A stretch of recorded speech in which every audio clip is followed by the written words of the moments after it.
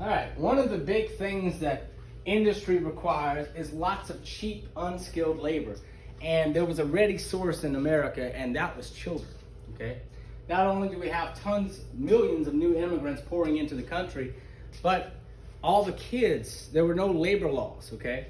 So we have some examples right here. You got a bunch of young men working in some kind of a factory setting with pipes everywhere. I think the legal limit was you had to be 6 years old to work to get a job, and they typically paid these people about 25 cents a day, okay, for a 12-hour day.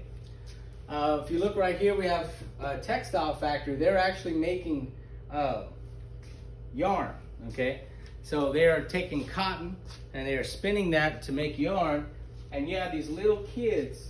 And the bad thing about that is sometimes the little kids had horrendous working conditions. So you can imagine getting caught in these rollers or something like that, you know, and smashing your hand off. There was a young lady, she was about 10 years old. She had long, beautiful blonde hair, and it was going all the way down to the middle of her back, you know, probably a little bit past that. Well, she was working in a textile mill pretty much just like this. So what ended up happening with this young lady is somebody called her name while she was at work. It was her boss. She called her name, and she whipped around like this to answer the boss, and her hair got stuck in these rollers right here. And the rollers actually rolled towards each other. So whenever that happened, it actually ripped the entire top of her scalp off. And for the rest of her life, she had beautiful long blonde hair on the sides, but a big old bald spot on the top. And there were no laws to protect against this from happening. All right, so we have young boys in a coal mine right here. You can tell how dirty their faces are.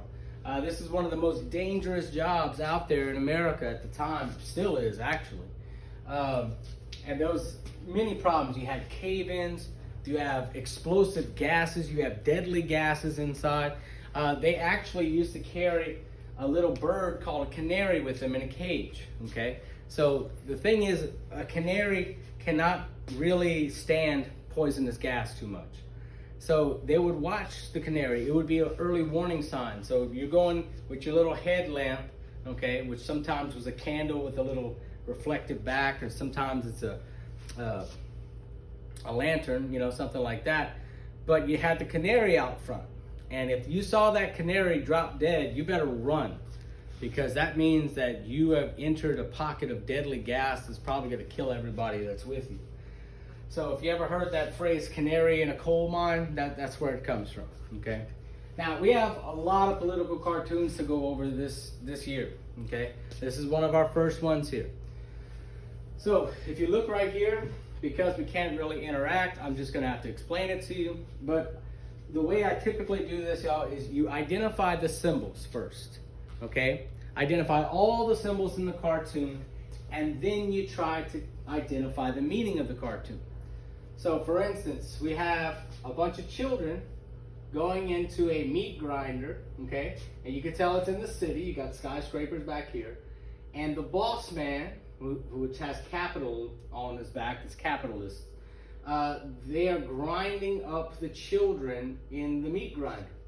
Well, what comes out the bottom is cheap labor. So basically what they're saying, is that the boss doesn't care about the lives or the well-being of children. What do they care about? They care about cheap labor, okay? They are willing to sacrifice and grind these children up in factories because they love cheap labor, okay? So this is an anti-capitalist thing. This is an anti-big business political cartoon. All right, moving on, okay? Major transportation examples, okay?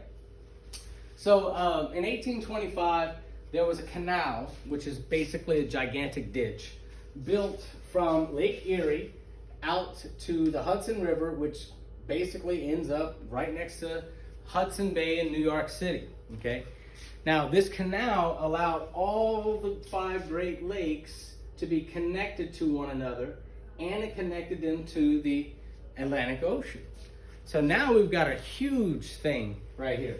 We could get goods from Europe and get them all the way to Chicago. And once we hit Chicago, we got this whole new system, the railroad system. And if you remember from migration west, what city is the railroad hub? Okay? If you look at the map here, you can tell that all the railroads pretty much converge in one spot. And that is right at the bottom of Lake Michigan in a town called, or city called, Chicago. It was the main railroad hub of America and meat processing center. Okay? After railroads took over the country, canals became a lot less important. Okay?